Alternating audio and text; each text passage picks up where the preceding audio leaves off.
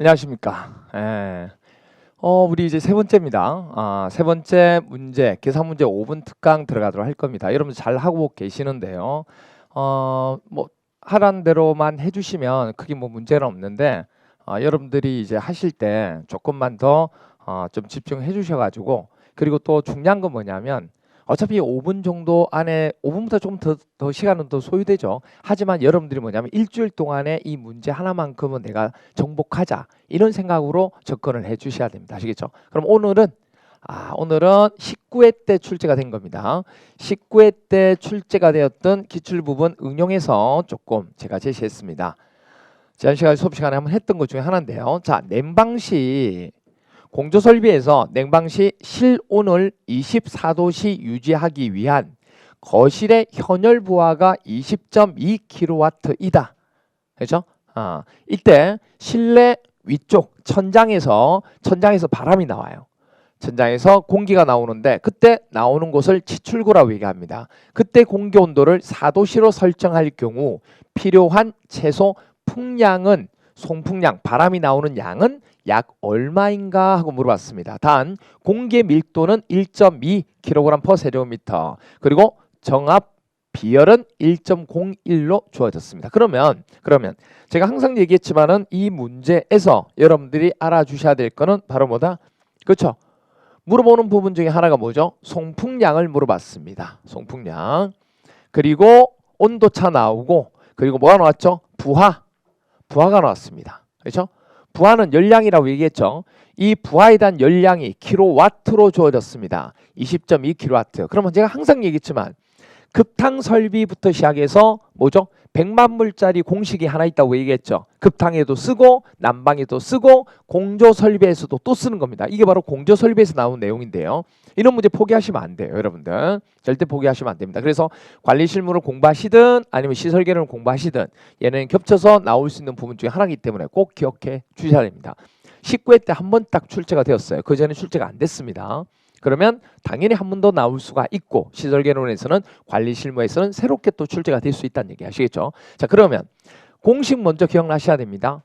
아시겠죠? 100만 물짜리 공식 뭐죠? 이거죠. 열량은 또는 부하는, 그렇죠? 열량은 부하는 하고 물어보면 단위는 뭐가 된다? 단위는 킬로와트죠. 단위는 킬로와트. 킬로와트라고 주어진다고 얘기했죠. 킬로와트는 뭐하고 같다? 킬로줄 퍼 세크라고 하는 거 잊으시면 절대 안 됩니다. 아시겠죠? 그러면 열량 부하는 어떻게 구한다? 그렇죠. 그 재료가 가지고 있는 밀도 곱하기 비중이라고도 하죠. 그리고 그 재료가 가지고 있는 비열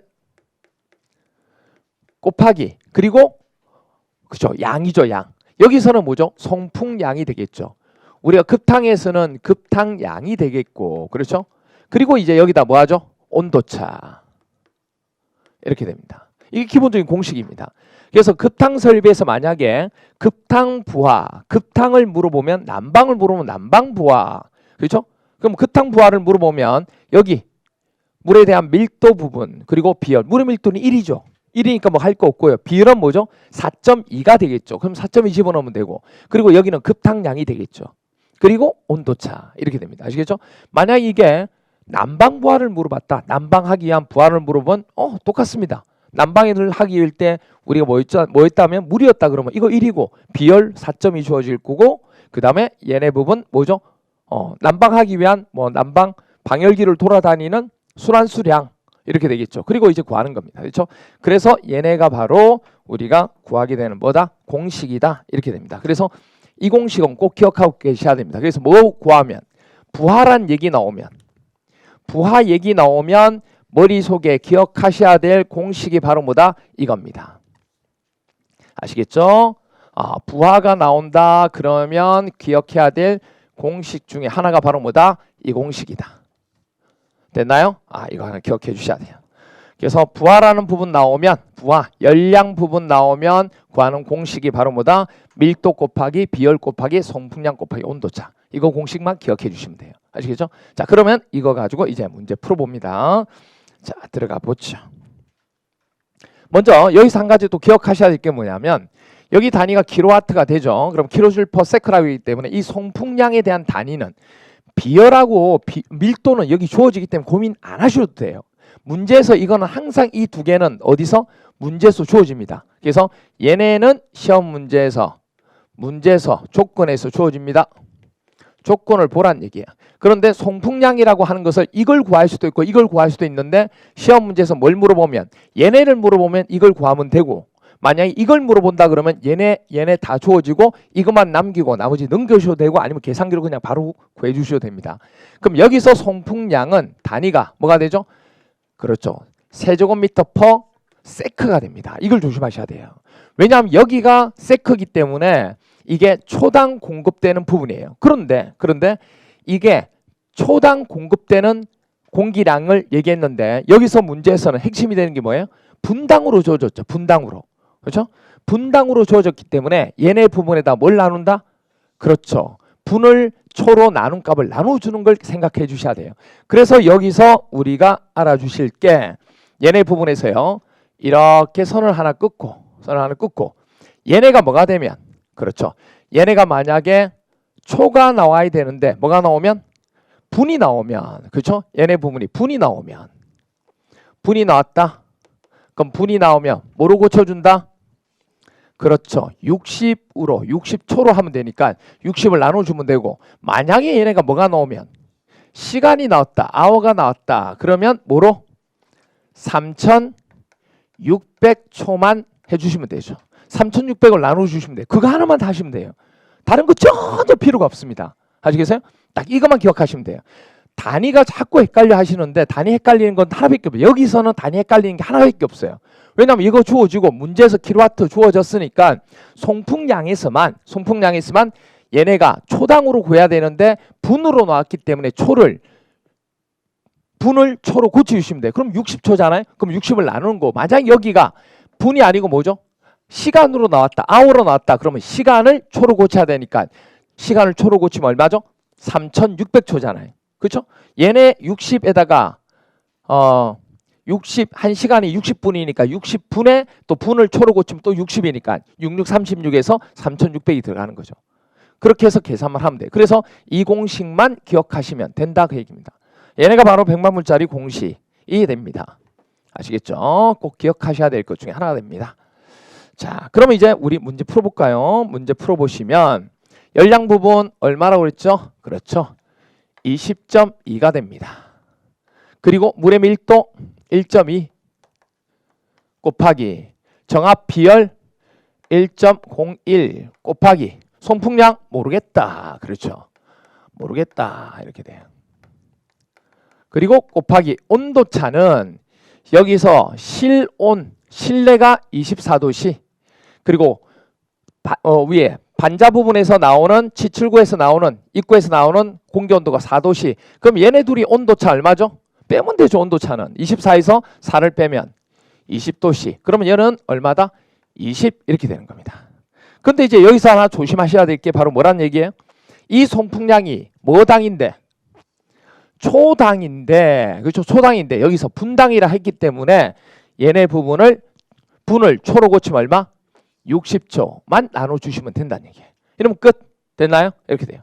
그러면 이제 여러분들이 이거 구하는 거니까 이제 그것만 구해주시면 됩니다. 그럼 뭐만 가지고 계산기 이제 꺼내세요. 계산기 꺼내가지고 제일 먼저 계산기 부분 가지고 물론 이거 바로 뭐 약분 해도 되긴 되는데 그렇죠? 계산기 꺼내가지고 아니면 이거하고 곱하면 보세요. 1.01 곱하기 20 하면 얼마요? 그렇죠. 20.2가 돼서 이거 두 개 약분이 되고 막 그렇게 하면 돼요. 근데 약분하는 거 별로 안 좋아한다. 내 사전에 약분은 없다. 그럼 그냥 계산기만 쓰는 거예요. 계산기 딱 꺼내가지고 자 20.2 누르고 그 다음에 여기는 60을 나눴죠. 나눈 게 넘어가면 뭐죠? 곱해야죠. 그러면 다시 곱하기 누르고 60 누르면 되죠. 그럼 여기까지 구했네요? 구했어요. 그럼 이제 얘네만 하면 돼. 얘네는 다 곱하고 있으니까 넘어가면 뭐가 돼요? 나누기가 되죠. 그러면 나누기 누르고 구한값에다가 1.2 나누면 되고 또 다시 나누기 하고 1.02 또 하면 되죠. 또 다시 나누기 누르고 해야 되는데 곱하기 눌렸다. 처음부터 다시 하시면 돼요. 뭐 걱정 안 하셔도 돼요. 예. 그래서 나누기 누르고 20 하시면 송풍량은 얼마 나온다? 50 나옵니다. 이렇게 떨어져요. 아시겠죠? 이렇게 구하는 문제 중에 하나입니다. 그래서 기본적으로 부하 얘기 나오면 이 공식이 바로 기억이 나셔야 됩니다. 이게 공기든 뭐든 물이든 급탕이든 난방이든 이 공식만 기억하시면 돼요. 그리고 뭐만 달라져요? 얘네하고 얘네만 달라지는 거예요. 근데 이 두 개는 공기하고 물의 비열과 밀도는 다르거든요. 근데 그건 시험 문제 주어집니다. 조건에. 그러니까 고민을 안 하셔도 돼요. 여러분들이. 이렇게 구해주시면 됩니다. 됐죠? 자, 그러면 이제 제가 그렇게 풀었으니까 여러분도 풀어야죠. 여러분 풀어야죠. 숙제 나갑니다. 답은 그래서 1번이 되고 숙제 여기입니다. 여기에 숙제가 들어갑니다.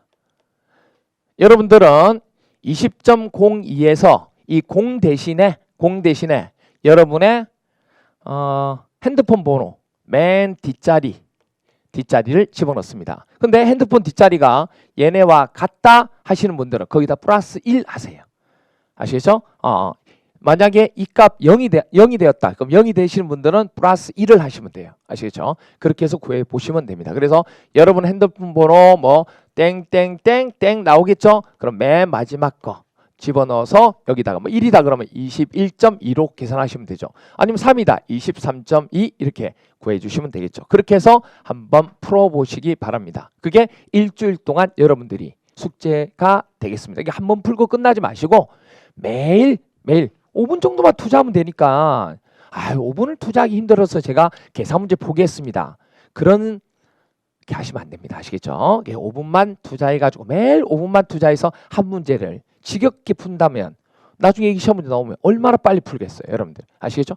그렇게 해서 꼭 성공해 주시기 바랍니다. 아시겠죠? 오케이. 그래서 이번 한 주 동안은 설도 끼어 있는데요. 설 때도 그렇죠? 설도 잘 보내시면서 얘네 부분도 풀어봐 주시기 바랍니다. 됐나요? 오케이. 오늘은 여기까지 여러분하고 만나도록 하겠습니다. 지금까지 신명이었습니다.